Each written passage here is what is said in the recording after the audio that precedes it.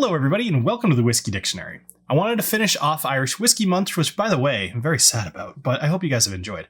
This is Slane. Now this is a triple casked, very inexpensive whiskey that really anybody can go out and get if you want to. But I personally wanted to learn more about this, so I was actually very excited to do this episode. I've had this bottle for a little while. I've actually had it since last year, and it did very well when I competed it against other whiskeys in its category, so that's something to say already just off the bat. But let's go ahead and talk a little bit about the history here.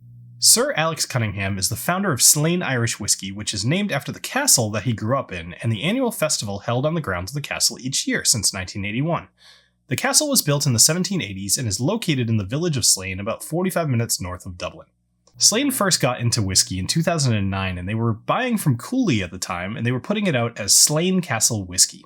Now, this is fine, and everything was going fine, except in 2012, Brown-Forman came along and purchased Cooley, and suddenly that whole agreement between Slane and Cooley was gone. Oh well. But then, a little while later, actually, Slane was kind of just not ready to give up, and they were negotiating with Brown-Forman and ultimately came to a conclusion, or an agreement. And what's funny is that, okay, so they now made this agreement with another big company, but then the big company said, here, have $50 million to build a distillery next to your castle in the old farmhouses that you have there, and let's make this a thing. So, I mean, that's kind of cool. I guess there is a good side to the big companies, I suppose, but it's $50 million to build a distillery. That's a heck of a distillery. But anyway, they ended up building this. They have some timber watchbacks. They have column stills, hand pounded or hand beaten, whatever you want to call it, copper pot stills, as well as just a small maturation area. But all of that to say, this whiskey is first released in 2009 as sourced, it's 2017 as differently sourced, and still waiting on their own distillate. It's 40% ABV, a no-age statement whiskey that's triple casked, a blended whiskey, and I can't find anything whether it's chill filtered or not, so I'm assuming it is chill filtered, but it is about $25. The triple cask method comprises itself of virgin oak ex-Tennessee barrels and ex-Oloroso sherry. So from the virgin oak, you're getting kind of the vanillins and the toasted oak character. From the ex-Tennessee whiskey, you're getting caramel and butterscotch and banana. And from the ex-Oloroso sherry, you're getting floral and fruit and just maybe raisins, something like that.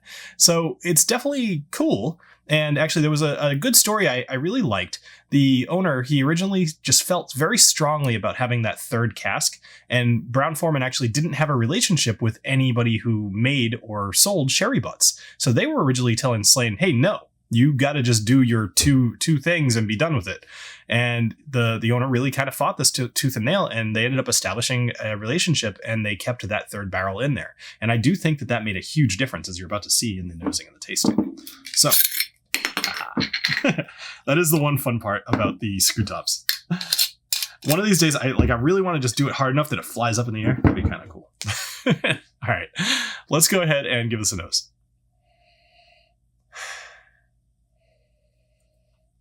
So the nose on here is a little weak, but that's okay. It's 40%. There's not a significant amount going on here, but what I will say is going on is buttery vanilla, almost, you know what? I'm going to sound crazy here. Almost like buttery pie crust. It's coming from just that grainy kind, not grainy. Grainy's the wrong word, but what would you say for like a cereal, like a cereal grain kind of thing, like Kellogg's or something like that. It's just got, it's not earthy, but it is something. And I hope you can appreciate what I'm saying. Like smell a Kellogg flake. And that's kind of what I'm talking about. And then put a little bit of butter with it. All right. Other than that, you're getting a little bit of vanilla. That little tiny hint of like floral notes. Just a little, like a very hint of that sherry. It's not coming across heavy here at all. I have to imagine that they're reusing the sherry butts. And that's fine, but it definitely, you can tell on the nose. But let's go ahead and give this a taste. Cheers.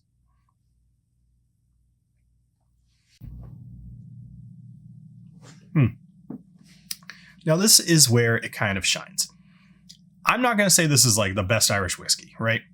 It is pretty good for the price point though. So what I'm getting here, and actually, hold on. It's actually evolving as I'm talking, which I hadn't gotten this before. Probably because I don't often talk to myself when I'm sipping whiskey. Sometimes I do, but in this case, having that air rushing over your tongue while you're sipping is making a big difference. So anybody drinking at home, just like go in a different room and talk to yourself while you're sipping this for a minute, and you'll see what I'm talking about. Anyway, there's let me just have another sip.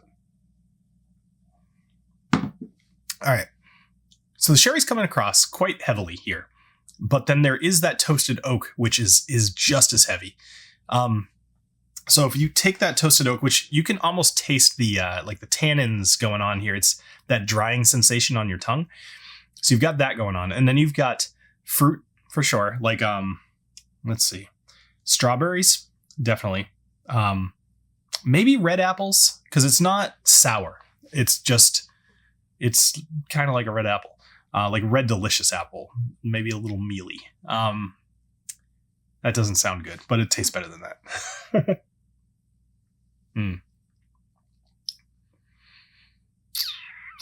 How about this? How about very sugary caramel, almost like caramel?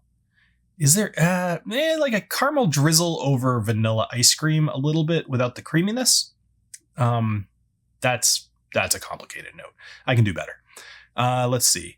How about a vanilla yogurt? Or caramel yogurt, like a caramel Greek yogurt. I think just that hint of caramel mixed with the vanilla kind of cream. Yeah, I guess creamy is fine, but it's more heavily on the sherry than it is on a creamy note. But maybe, I don't know. This is interesting. Actually, maybe I'm talking myself into a little bit of creaminess here. Let me try again. Things always evolve as you have a couple more sips too. So I think maybe it's just changing. In case you can't tell, I've completely gone off any notes that I've taken prior to this because I'm just changing my mind all over the place. I don't know. There's something else there I'm trying to nail, and it's definitely toasted oak, but there's something else going on there. It's very much reminding me of some of the bourbons I've had recently. Kind of thinking about it. Maybe like a Michter's a little bit. Like they're American. No, they're bourbon. They're bourbon barrel. Interesting. Oh well, very complex whiskey for $25. Let's just leave it at that.